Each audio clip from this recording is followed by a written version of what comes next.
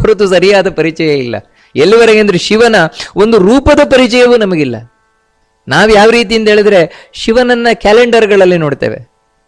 ಕ್ಯಾಲೆಂಡರಲ್ಲಿ ನೀಲಿ ಬಣ್ಣ ಶಿವನದ್ದು, ಒಳ್ಳೆ ಎಣ್ಣೆ ಹಾಕಿ ಬಾಚಿದಂತಹ ಕೂದಲು, ಕಪ್ಪು ಕೂದಲುಗಳು ಶಿವನದ್ದು.